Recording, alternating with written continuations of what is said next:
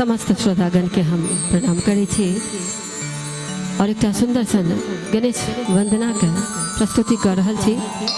एखन पूरा मिथिलांचल में सबके घरे घरे तीज और चौठ के पर्व मनावे के समय आबि रहल अछि और ताही अवसर पर एक सुंदर सन गणेश वंदना ल कऽ उपस्थित छी। आशा करै छी अहाँ सबके नीक लागत।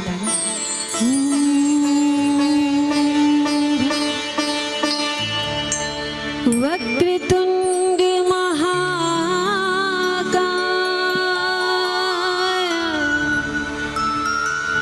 सूर्यकोटि समप्रभा निर्विघ्नं कुरु मे देव सर्वकार्ये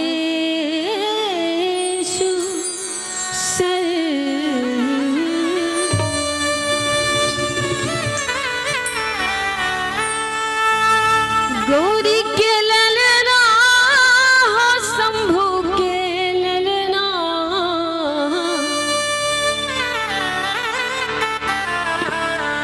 गौरी के ललना हो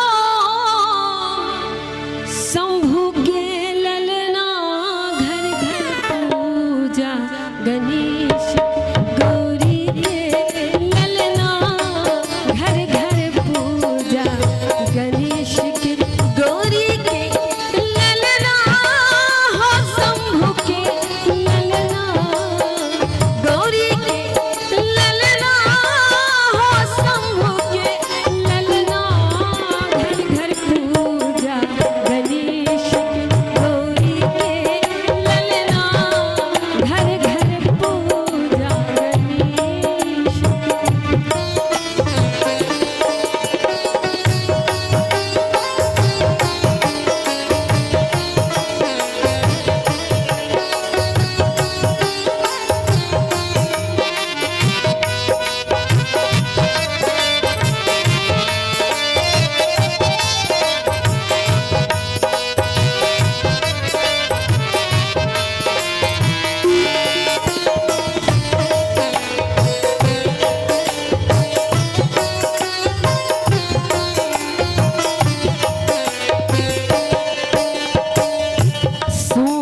सुराहे गंगा जल पानी